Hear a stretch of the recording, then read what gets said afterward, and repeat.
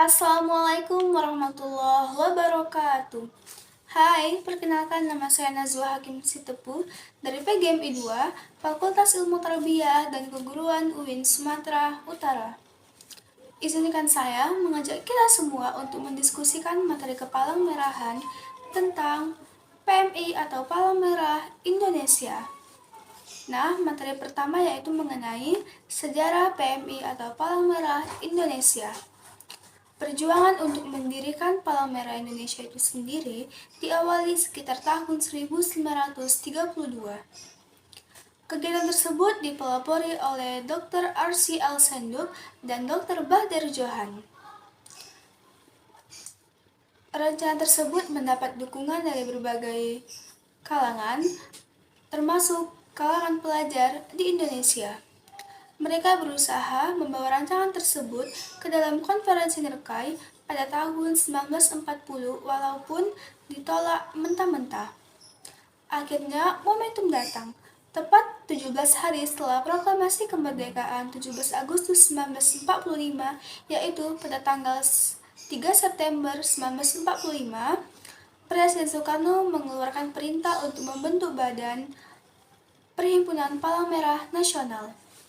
Atas perintah tersebut, Menteri Kesehatan Kabinet 1 pada zaman tersebut membentuk panitia pada tanggal 5 September 1945.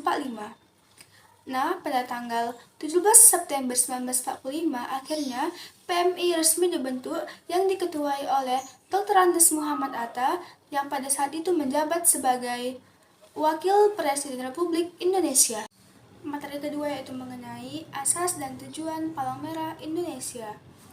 PMI berasaskan Pancasila, sedangkan tujuan PMI adalah membantu meringankan penderitaan sesama manusia apapun penyebabnya dengan tidak membedakan agama, suku, bangsa, bahasa, warna kulit, jenis kelamin, golongan, dan pandangan politik. Materi ketiga yaitu mengenai lambang gerakan Palang Merah. Nah, ada 4 lambang gerakan Palang Merah yang diakui oleh dunia. Yang pertama yaitu Palang Merah, yang kedua yaitu bulan sabit merah, yang ketiga yaitu singa dan matahari merah, dan yang keempat yaitu kristal merah. Nah, selanjutnya yaitu mengenai dasar hukum Palang Merah Indonesia.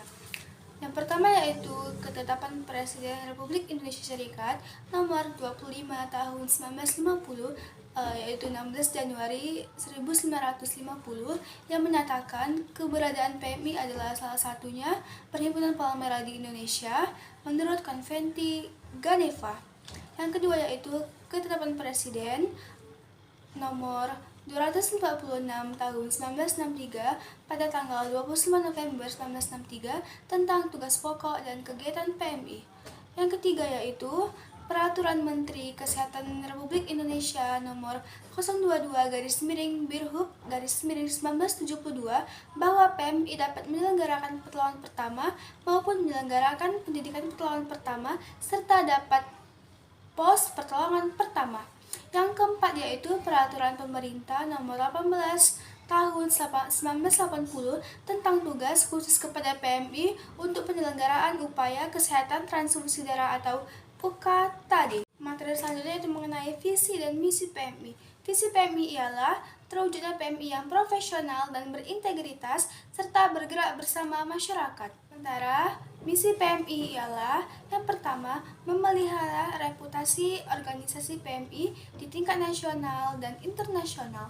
Yang kedua, menjadi organisasi kemanusiaan terdepan yang memberikan layanan berkualitas kepada masyarakat sesuai dengan prinsip-prinsip dasar gerakan Palang Merah dan Bulan Sabit Merah.